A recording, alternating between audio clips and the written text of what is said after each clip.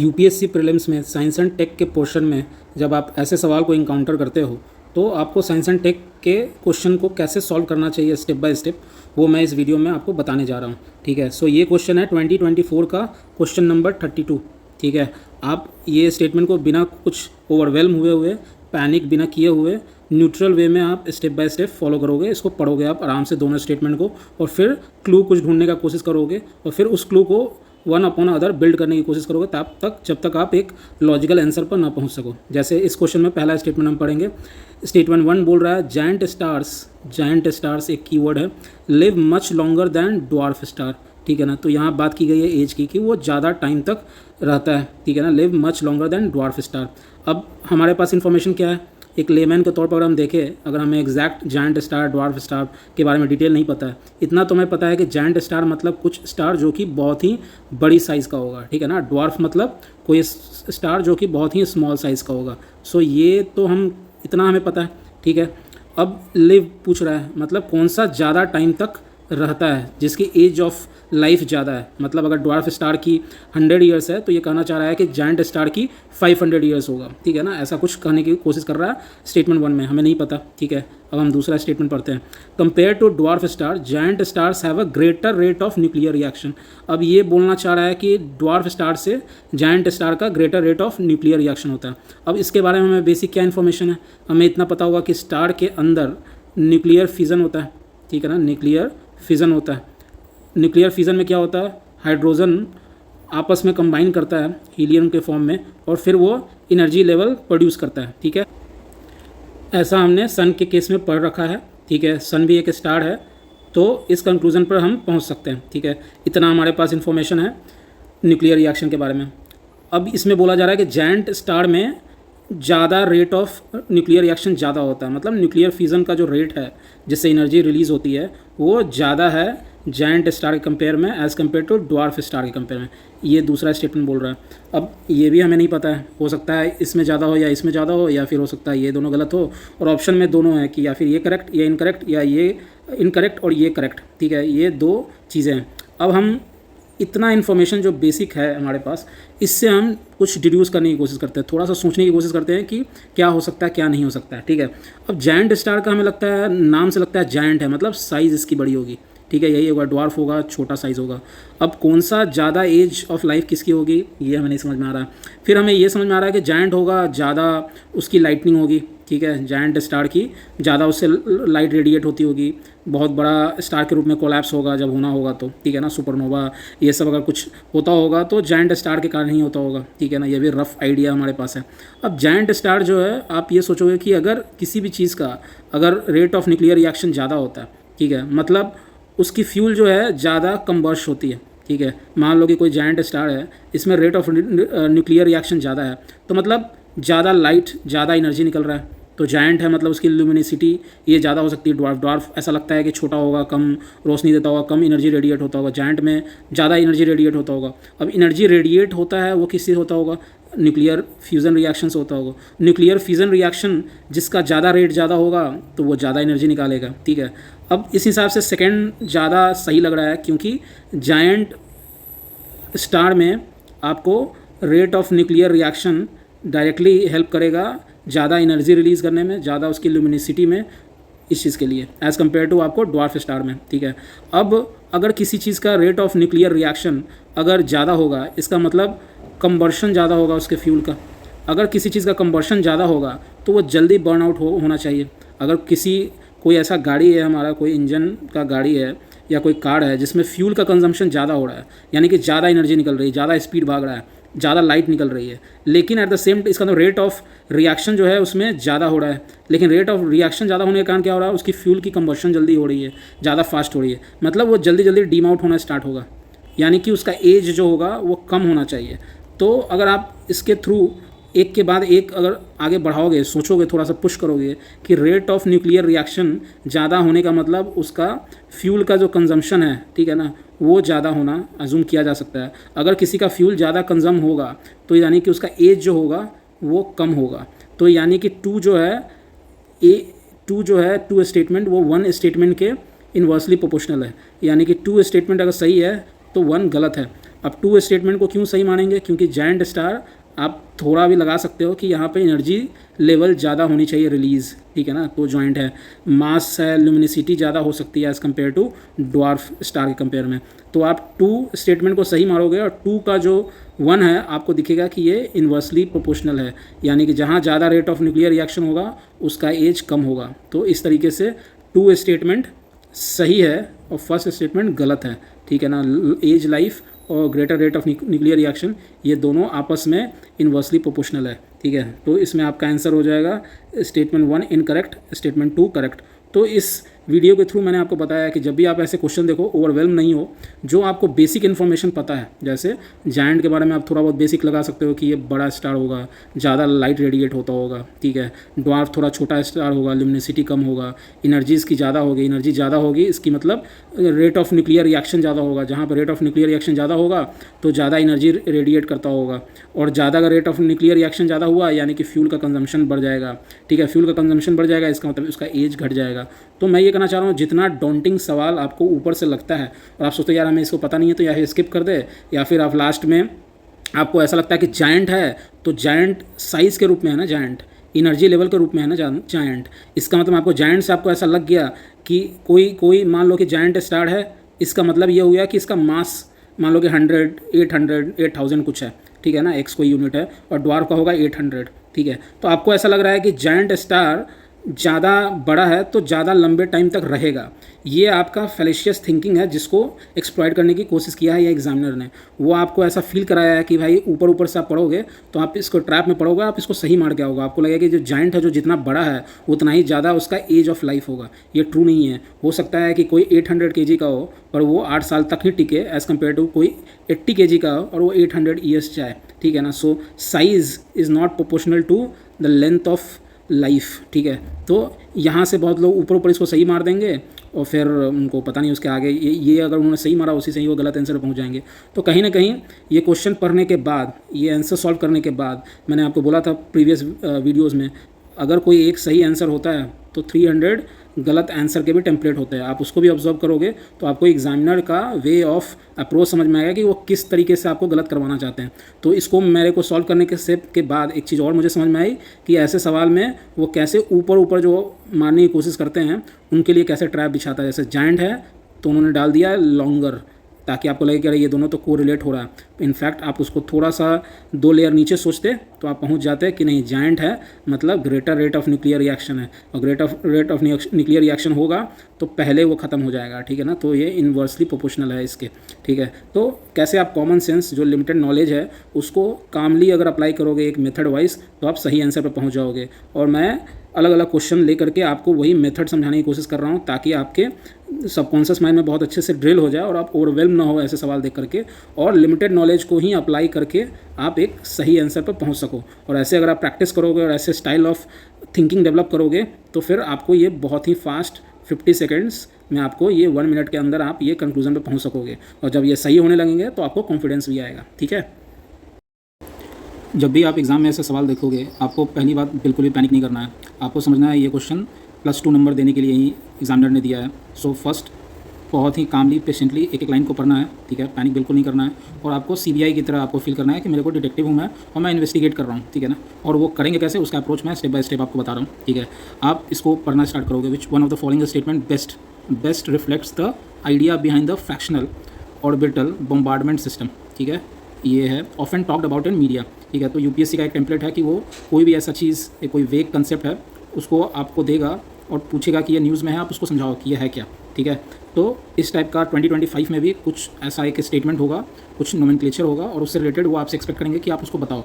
और 99% of the time आपको उसके बारे में कोई आइडिया नहीं होगा, ठीक है। लेकिन एक ही क्लू होगा सबसे अच्छा, और वो क्लू क्या होगा, वो जिस चीज़ के बारे में पूछ रहे हैं उसके बारे में जो नोमेनक्लेचर देंगे। जैसे इन्होंने दिया fractional orbital bombardment and system, जैसे मैंने लास्ट क्वेश्चन में कराया था जहाँ पर एरियल मेटाजेनोमिक्स से रिलेटेड उन्होंने पूछा था, उसको मैंने डिकोड किया था।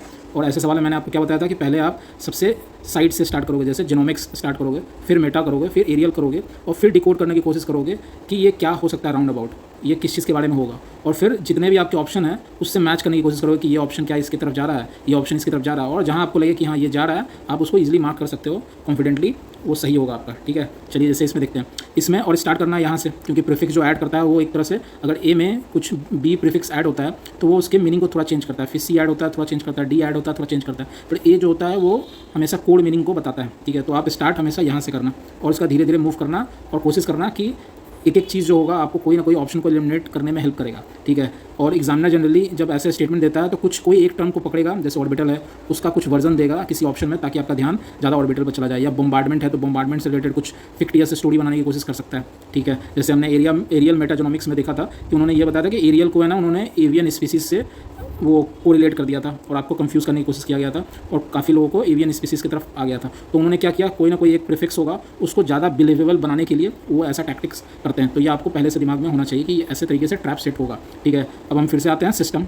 बम्बार्डमेंट मतलब कुछ ना कुछ बम्बार्डमेंट से रिलेटेड चीज़ है। ठीक है, उसके बाद ऑर्बिटल मतलब कोई भी चीज़ जो है किसी ऑर्बिट में मूव जरूर कर रही होगी। ठीक है ना, फ्रैक्शनल है, फ्रैक्शनल से कुछ ज़्यादा क्लू मिल नहीं रहा है, कुछ फ्रैक्शन में है पर है किस तरह का फ्रैक्शन वो हमें ज़्यादा क्लू कुछ मिल नहीं रहा है। अब आइए ऑप्शन पढ़ते हैं, ये तो हमें सिर्फ पता चला ऊपर से पढ़ के कि क्या है। ठीक है, अब ऑप्शन पढ़ते हैं। A hypersonic missile is launched into a space to counter the asteroid approaching the earth and explode it in space. अब बताइए ये पढ़ के आपको फिल्मी नहीं लग रहा?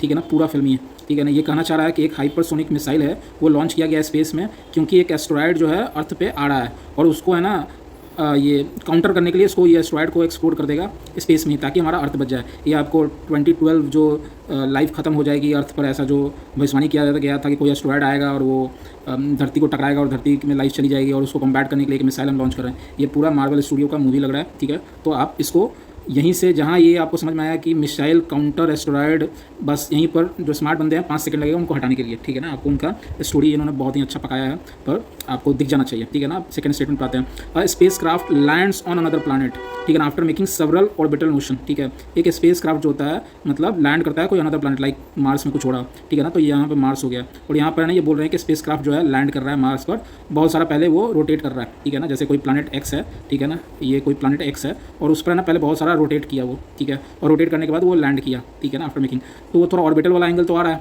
ठीक है, ये वाला एंगल आ रहा है ऑर्बिटल, पर कुछ बम्बार्डमेंट कुछ समझ में नहीं आ रहा है। ठीक है, तो अब इसको पढ़ते हैं, मतलब ये तो पहले ये हट जाएगा बी को। ठीक है, हमने अभी रखा है, इससे इसमें हमेशा याद रखिएगा बेस्ट रिफ्लेक्ट।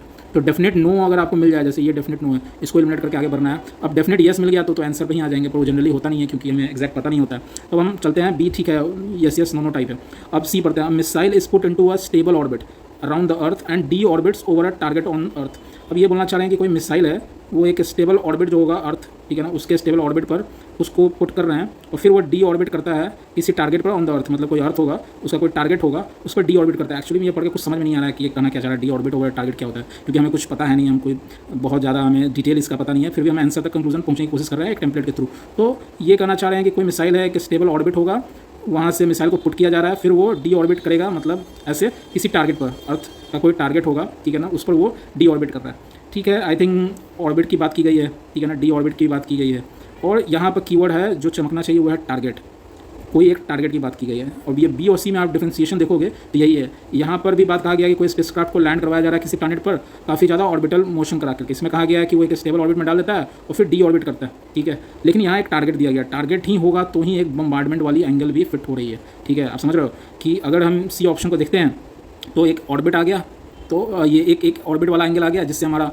ऑर्बिटल वाला पार्ट क्लियर हो रहा है, ऑर्बिटल वाला पार्ट। दूसरा एक टारगेट आ गया तो थोड़ा बम्बार्डमेंट वाला भी एंगल दिख रहा है कि कोई एक टारगेट होना जरूरी है, ठीक है, तो दोनों वाला एंगल इसमें दिख रहा है। जैसे हमने एरियल मेटाजोनोमिक्स में देखा था कि एक एरियल वाला होना चाहिए इन एयर वाला एंगल, और दूसरा मेटाजोनोमिक्स होना चाहिए, मतलब एक कोई जीनोम से काम नहीं चलेगा, कलेक्टिव जीनोम होना चाहिए क्योंकि ये मेटा है, ठीक है। तो दोनों एंगल हमको मिल रहे थे उसमें फर्स्ट स्टेटमेंट से। उसी तरीके से इसमें ऑर्बिटल वाला एंगल और बम्बार्डमेंट, ये दोनों एंगल हमें मिल रहे हैं यहाँ सी स्टेटमेंट से। अभी तक तो बी और सी में सी है क्योंकि सी है एक बी प्लस एक टारगेट वाला एंगल को भी इंक्लूड कर रहा है, तो बी और सी में हमें सी थोड़ा ज़्यादा दिख रहा है यस डेफिनेट की तरफ। अब देखते हैं कि डी ज़्यादा अच्छा मिल जाए। A space craft moves along a comet with the same speed and places a probe on its surface. ये और मुझे नहीं कुछ जम रहा है कि ये बोलना चाह रहा है कि स्पेस क्राफ्ट जो है वो कॉमेट को छोगा उसके अलॉन्ग मूव कर रहा है विद द सेम स्पीड, ये तो और एक क्वालिफायर डाल रहा है।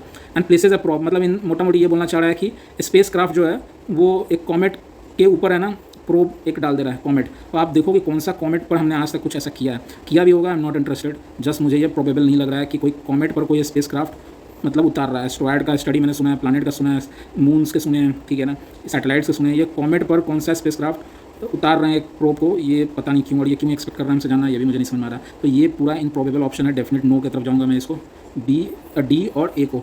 और रहा बी और सी के बीच में, तो मैं वो ढूंढने की कोशिश कर रहा था कि ये दोनों में ज़्यादा किसके तरफ ज़्यादा अच्छे से इसको समझा रहा है। जैसे बी में ऑर्बिटल एंगल है पर कहीं भी बॉम्बार्डमेंट का कुछ भी जिक्र नहीं है, ठीक है। इसमें एक टारगेट एंगल है। तो अगर आपको शॉर्ट समराइज़ करना है इसको कि अगर हम कैसे सॉल्व करते हैं, तो मैं सीधा जाता पढ़ता फ्रैक्शनल ऑर्बिटल बॉम्बार्डमेंट सिस्टम, ठीक है। यहाँ से स्टार्ट करता सिस्टम, कुछ बॉम्बार्डमेंट का एंगल होना चाहिए, कुछ ऑर्बिटल होना चाहिए।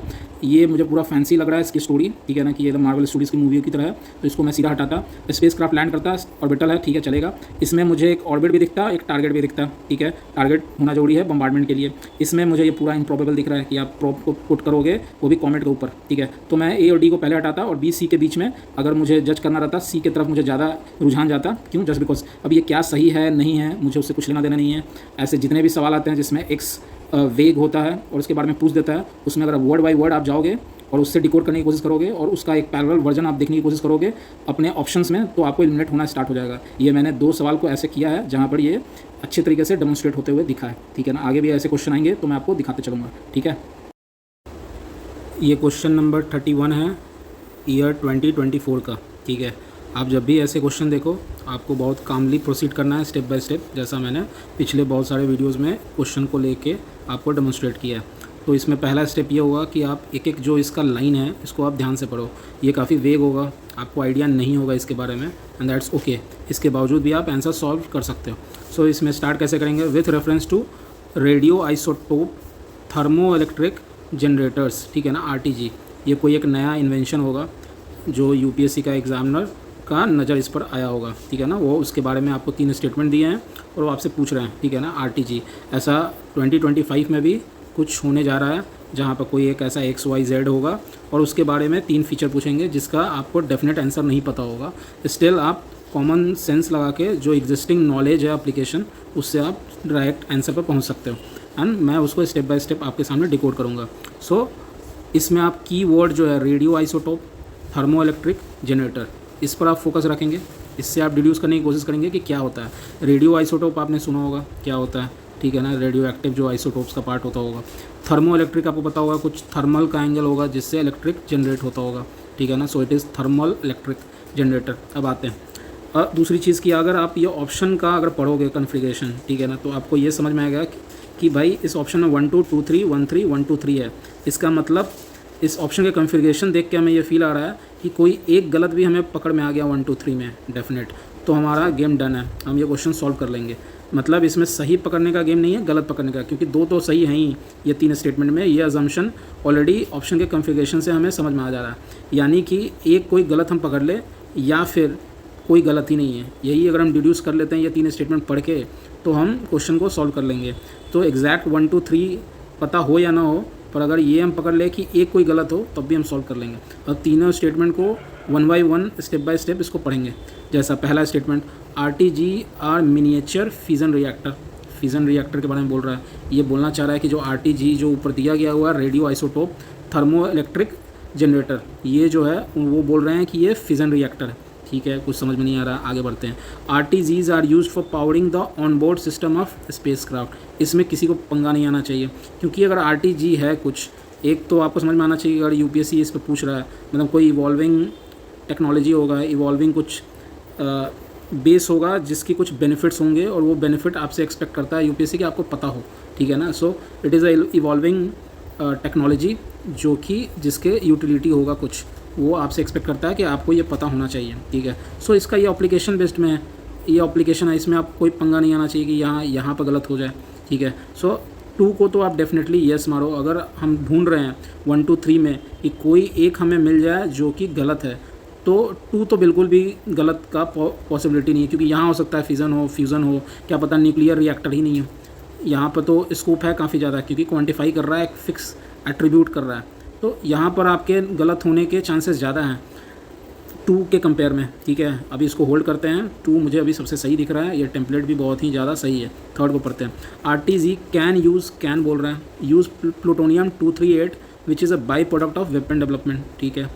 अब हो सकता है कि ये यूज़ नहीं करता हो, ठीक है। फिर दूसरा एंगल ये भी है कि कैन बोल रहा है, मतलब हो सकता है RTG भी कुछ इवॉल्विंग ही चीज़ होगी, ठीक है ना। कोई भी चीज़ ऐसा बनता है तो उसको ऐसा बनाया जाता है कि मे बी डिफरेंट चीज़ें यूज़ हो सके, ठीक है। तो एक जो कैन जो एंगल डाल दिया है वो थोड़ा सा आपको ध्यान से पढ़ना पड़ेगा कि कैन का मतलब क्या होता है। अब प्राइमा फेसी 1 2 3 को हमने पढ़ा, 2 तो मुझे कोई पंगा नहीं लगा, 3 में पंगे हो सकते हैं, 1 में पंगा हो सकता है, ठीक है ना। तो आप आराम से 2 वाले जो ऑप्शन है उसको तो हटा ही सकते हो, ठीक है ना, कि ये 2 तो आप इसको यस मानो। अब बचा 1 और 3 में कंसिडरेशन में, ठीक है ना, कि 1 3 में से कोई एक गलत हो या फिर सारे सही हो। अब 3 को मैं पकड़ता हूँ। अब मुझे समझ में नहीं आ रहा प्लूटोनियम का क्या कहानी है। प्लूटोनियम के बारे में मैं श्योर नहीं हूँ कि पहले तो मैं आरटीजी के बारे में ही श्योर नहीं हूँ, तो उसके अंदर क्या यूज़ होता है डेफिनेट उसके बारे में तो श्योर नहीं है। पर इतना मैं श्योर जरूर हो सकता हूँ कि जो अगर प्लूटोनियम को बोला गया है which is a by product of weapon development, मतलब एक तरह से वेपन डेवलपमेंट का जो प्रोसेस है उसका बाई प्रोडक्ट बोला, मतलब एक तरह से प्लूटोनियम को यहाँ पर वेस्ट के तौर पर, रेडियो एक्टिव वेस्ट के तौर पर यूज़ किया जा रहा है। अब अगर आप सोचो कोई ऐसा टेक्नोलॉजी है जो कि रेडियो एक्टिव वेस्ट को यूटिलाइज़ कर रहा है अपने में, वो अच्छी चीज़ है ना, वो तो अच्छी चीज़ हो गई। तो ये पॉजिटिव सिग्निफिकेंस हुआ इस टेक्नोलॉजी का, तो ये गलत नहीं हो सकता है, ठीक है ना। इसको आप गलत नहीं मान सकते हो।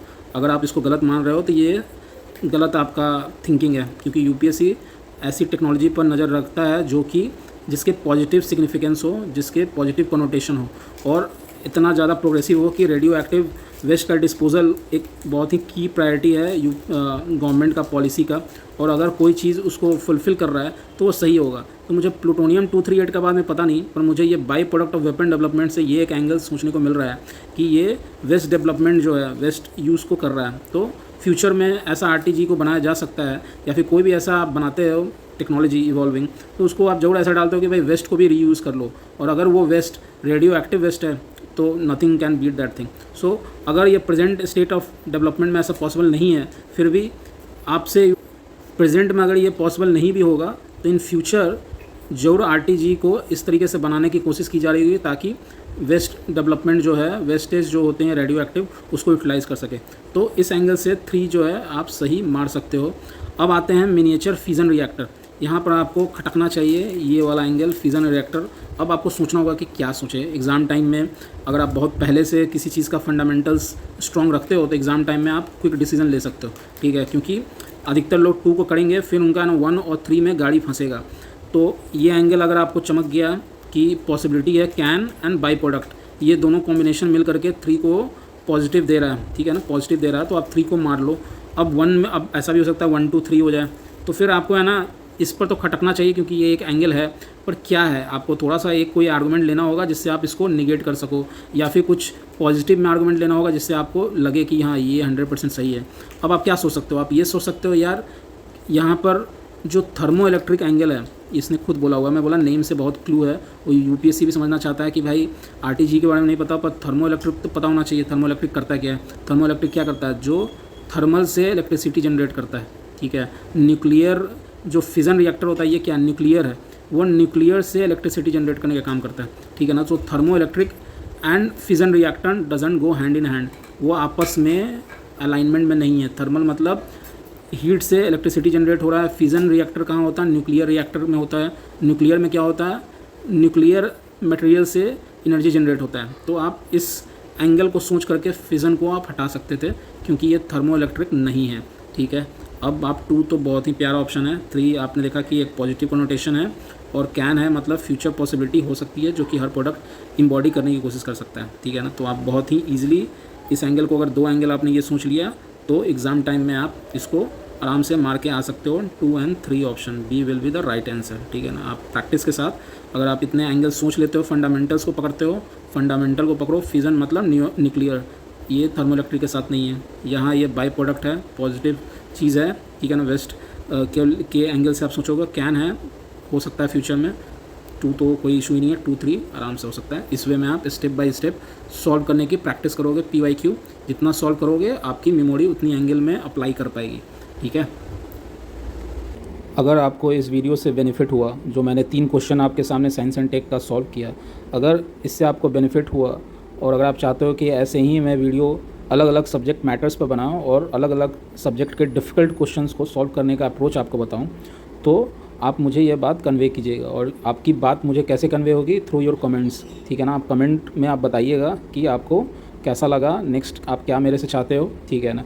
और ये जो वीडियो है ये आपको पसंद आया या नहीं, या फिर ये आपको हेल्प कर रहा है या नहीं, वो मुझे कैसे पता चलेगा? आपके लाइक्स के थ्रू, ठीक है ना। अगर मैं इसको 2 दिन के बाद इस वीडियो को आके देखता हूँ और मुझे दिखता है कि एटलीस्ट 2000 लोगों को तो पसंद आया, मतलब ये जो मैं मेहनत कर रहा हूँ इससे कम से कम 2-4 हज़ार लोगों को तो इसका बेनिफिट हो रहा है, तो मुझे मोटिवेशन मिलती है कि चलो मैं जो कर रहा हूँ उससे आपको बेनिफिट हो रहा है। तो और वो आपको मुझे कैसे पता चलेगा? थ्रू लाइक्स, ठीक है ना। अगर 10,000 लोग देख रहे हैं पर 1000 लाइक है, तो मुझे लग रहा है एक ही 9000 लोगों को पसंद नहीं आ रहा है, ठीक है ना। सो फिर यू लूज़ द मोटिवेशन। सो एक लाइक ही एक ऐसा वे है जिसके थ्रू मुझे पता चलता है कि आपको पसंद आ रहा है, आपको हेल्प हो रहा है। सो आप लाइक एक एज ए टूल के तौर पे यूज़ कीजिए, जिससे आप कन्वे कर पाइएगा और जिससे मुझे समझ आ पाएगा, ठीक है, कि आपको कैसा लग रहा है, ठीक है।